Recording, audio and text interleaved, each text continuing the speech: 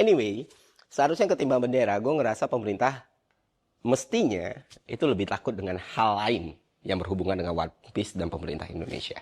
Karena di cerita One Piece ada sesuatu yang mirip banget dengan apa yang pernah pemerintah kita lakukan dan akan dilakukan lagi. Walaupun banyak yang sudah nonton One Piece, gue masih asumsikan beberapa atau masih banyak juga yang belum. Jadi gue kasih tahu garis besarnya aja lah.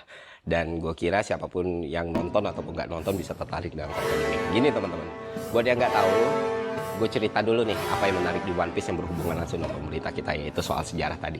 Di cerita One Piece itu ada namanya Void Century atau 100 tahun yang hilang dalam sejarah 900 tahun mereka. Jadi di One Piece itu pemerintah dunia itu yang berkuasa atas seluruh pulau dan negara yang ada di situ. Jadi kalau di kehidupan nyata kita kan nggak ada tuh yang namanya pemerintah dunia yang berkuasa. Nah, di One Piece itu ada gitu ya kan. Nah, dalam sejarah peradaban manusia di One Piece atau makhluk-makhluk di One Piece itu ada 900 tahun, Pak. Tapi ada 100 tahun yang hilang.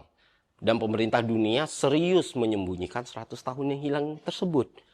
Dan bukan cuma disembunyikan teman-teman, siapapun yang meneliti, mempelajari, atau coba-coba untuk mencari tahu, maka akan langsung dieksekusi mati. Saking sakralnya 100 tahun yang hilang ini, saking nggak bolehnya informasi soal 100 tahun yang hilang ini menyebar di masyarakat.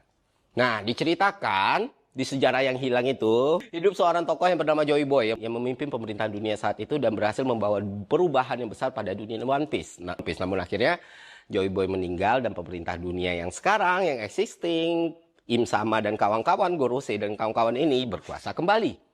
Nah, masa pemerintahan Joy Boy ini akhirnya sejarahnya ditutup rapat-rapat sama pemerintah dunia yang berkuasa.